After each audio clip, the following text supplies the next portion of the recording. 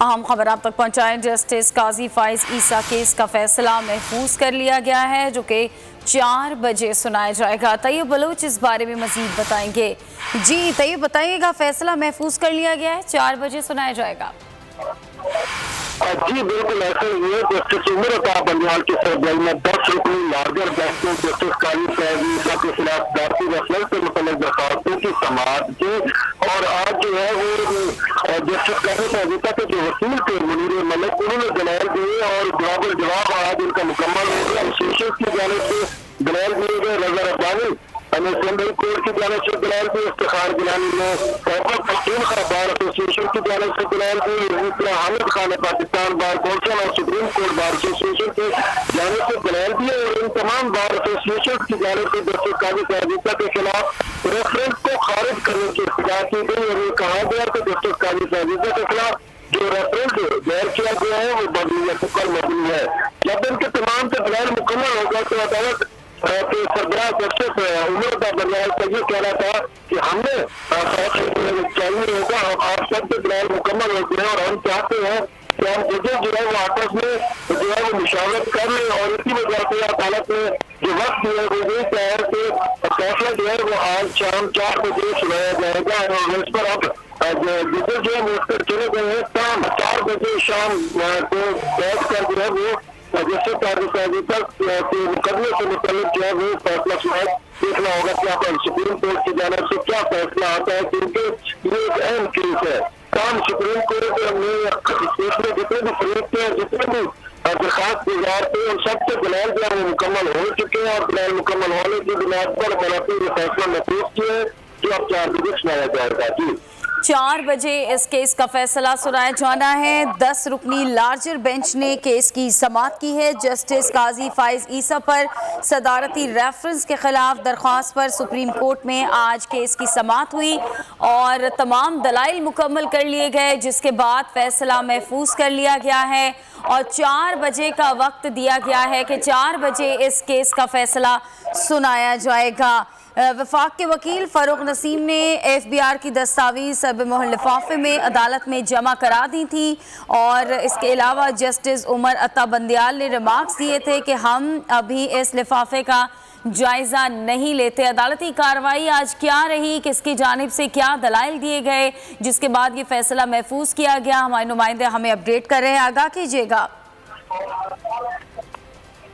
जी supreme court में case की समाअत जब शुरू हुई तो सबसे पहले जो है वो हुकूमत की जानिब से फ़ारूक नसीम अगर पेश हुए, रोस्टर पर पेश होने के बाद उन्होंने FBI का जो की अहमिया और उनकी जदादों से मुतल्लिक जो FBI का रिकॉर्ड था वो जमा कराया। फिर उसके बाद मुनीर मलिक जो जस्टिस काजी फैज ईसा के वकील है, उन्होंने पेशर मामूल लिफाफे में वो रिकॉर्ड जो है वो सुप्रीम कोर्ट में जमा करा दिया और उसके बाद मुनीर मलिक ने दलाइल देते हुए कहा कि जस्टिस काजी फैज ईसा के खिलाफ जो केस बनाया गया था वो बदनीयती पर मबनी है और उस वक्त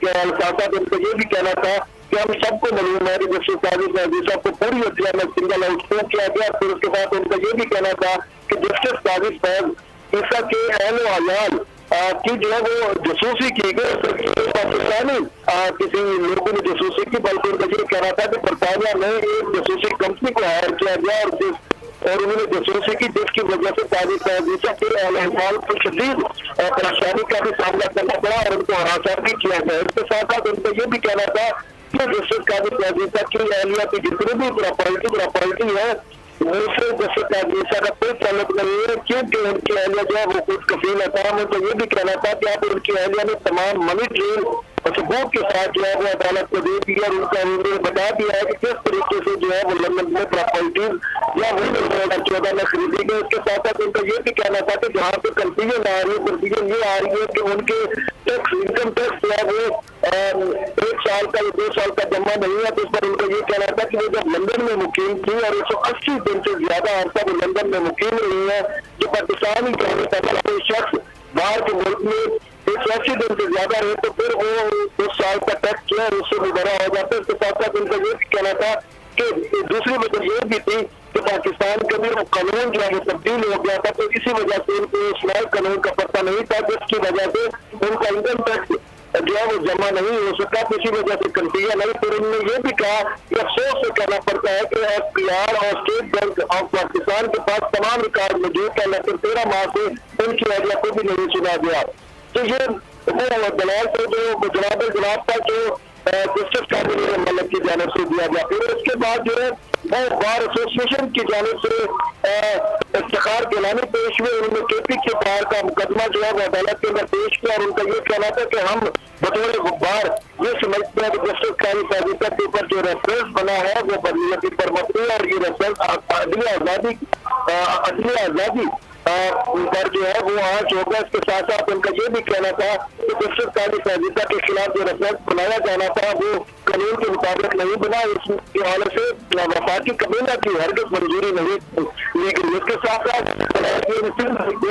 बार एसोसिएशन की जानिब से बयान देते हुए कहा कि हमारा भी यही मौक़िफ़ है कि जस्टिस काजी फैज ईसा के खिलाफ जो रेफरेंस बनाया गया वो बदनीयती पर है। इस रेफरेंस को जो है वो खारिज किया गया ताकि अगला जो है वो अपनी आज़ादी को जो है वो महफूज बना सके। उसके साथ साथ जो है हम Pakistan bar council supreme court bar association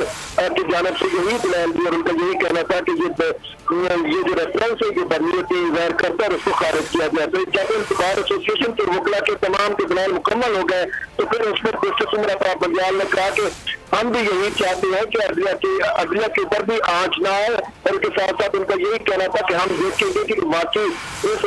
reference में कोई बदनीयती शामिल है या नहीं है। तमाम के दलाल मुकम्मल हो गए, हम जरूर में आपस में मुशावरत करनी है, किसी वजह से मुशावरत करके 4 बजे हम मुख्तसर फैसला सुनाएंगे। ये कहना था जस्टिस उमर अता बंदियाल का। ठीक है, जस्टिस उमर अता बंदियाल की जानिब से फैसले के हवाले से बताया गया है कि 4 बजे फैसला सुनाया जाएगा। फैसला महफूज कर लिया गया है, समाअत मुकम्मल हो गई है इस अहम केस की और 10 रुकनी लार्जर बेंच ने इस केस की समाअत की है। जस्टिस उमर अता बंदियाल की जानिब से बताया गया है कि अब इस केस का फैसला 4 बजे सुनाया जाएगा। रिमार्क्स दिए गए कि हमारे लिए ये एक अहम मामला है और आज इस केस की समाअत हुई, तमाम दलाइल मुकम्मल कर लिए गए जिसके बाद केस के फैसले को महफूज कर लिया गया है और अब ये महफूज शुदा फैसला आज शाम 4 बजे सुनाया जाएगा। जस्टिस काजी फाइज ईसा पर सदारती रेफरेंस के खिलाफ दरख्वास्त पर सुप्रीम कोर्ट में समाअत हुई। इस केस की समाअत को मुकम्मल कर लिया गया है,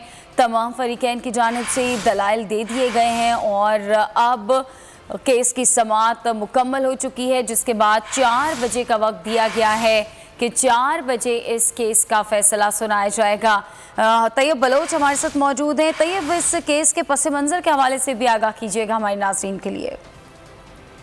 जी, दरअसल ये है कि जस्टिस काजी फैज ईसा जो है वो सुप्रीम कोर्ट के जज है और उन्होंने जो है इसमें वो सीनियर तरीन जजेस में शामिल होते हैं और जो आइंदा इंतखाबात होंगे उसमें वो बतौर चीफ जस्टिस भी जो है वो सरासर अंजाम दे सकते हैं। तमाम इस हवाले से जब उन्होंने फैजाबाद धरना रिलीज किया था तो उसके बाद उनके खिलाफ जो है वो बहुत सारी ऐसे मामला जो है वो खुल गए और इसके साथ साथ जस्टिस काजी फैज ईसा ने भी जो सुप्रीम कोर्ट के अंदर इस्तदा की है जो दरखास्त दी थी उसके अंदर यही कहा था कि फैजाबाद धरना केस का जो मैंने बहुत बोल्ड तरीके से फैसला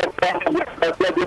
पाकिस्तान में बहुत सारी कुव्वतों को हजम नहीं हो रहा, इसी वजह से मुझे जो है वो सिग्नल आउट करके मेरे खिलाफ रेफरेंस जो है वो दायर किया गया। इसके साथ साथ क्योंकि फैजाबाद धरना केस के अंदर जस्टिस काजी फैज ईसा ने वाज़ेह तौर के ऊपर तहरीके इंसाफ के मुतल्लिक़ फैसला किया में जो है वो किस तरीके से जो है वो एहतजाजी और धरने की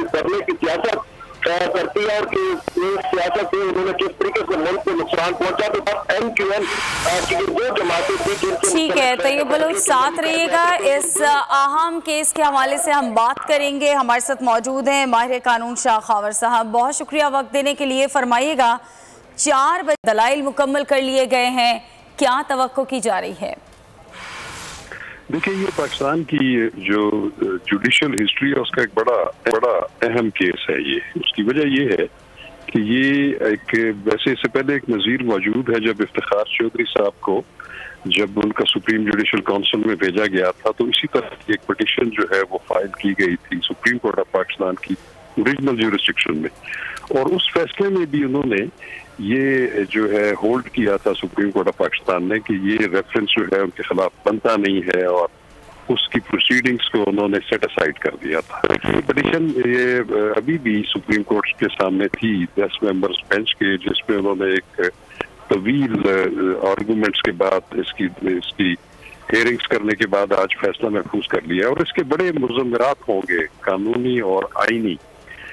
उसकी वजह, इसकी सबसे ज्यादा अहमियत इस बात की है कि ये रेफरेंस जो है ये किसी आम शहरी की तरफ से नहीं आया। ये हुकूमत पाकिस्तान ने सदर मुमलिकत के जरिए सुप्रीम जुडिशल काउंसिल में भेजा था और उसमें उन्होंने इल्जाम आयद किए थे कि जो जस्टिस काजी फायज ईसा हैं उन्होंने कोड ऑफ कंडक्ट जो काउंसिल का है उसकी खिलाफ वर्जी की है और वो इस काबिल नहीं है कि वो जज की हैसियत से काम कर सकें। तो वो जब सुप्रीम जुडिशल काउंसिल में ये मामला गया और इनको जब नोटिस जज साहब को दिया गया, सुप्रीम जुडिशल काउंसिल ने दिया, तो उन्होंने उसकी जो है उसको चैलेंज कर दिया उसकी ओरिजिनल ज्यूरिसडिक्शन में, जिसके नतीजे में ये 10 रुकनी बेंच जो है ये तश्कील दिया गया, जिसने आज अपनी समाअत कंप्लीट कर ली। तो अब उनके पास दो ही चीजें हैं कि आया उनकी अगर ये दरख्वास्त मंजूर होती है तो उस सूरत में ये जो सुप्रीम जुडिशल काउंसिल में हुकूमत पाकिस्तान की तरफ से सदर मुमलिकत की तरफ से जो रेफरेंस भेजा गया है वो रद्द कर दिया जाएगा कि वो नहीं सुना जाएगा। इसका मतलब है कि वो इल्जामात धरे के धरे रह जाएंगे। दूसरी सूरत में ये हो सकता है कि सुप्रीम कोर्ट ये होल्ड कर सकती है कि चूंकि हमने इसमें देखा है और ऐसी इसमें मवाद मौजूद जुडिशल काउंसिल को इसको देखा जाना जरूरी है, तो दूसरी सूरत में फिर ये कर सकते हैं कि वो दरख्वास्त को खारिज करें और दोबारा इसको सुप्रीम जुडिशल काउंसिल में भेज दें, जो कि अपने कवायद और ज़वाबित के मुताबिक इसके ऊपर जो है फैसला करें। ठीक है, बहुत शुक्रिया। हमारे साथ मौजूद थे माहिर कानून शाह खावर साहब। बात जस्टिस काजी फायज ईसा केस के हवाले से, जिसका फैसला महफूज कर लिया गया है और आज शाम 4 बजे इस केस का मुख्तसर फैसला सुना दिया जाएगा।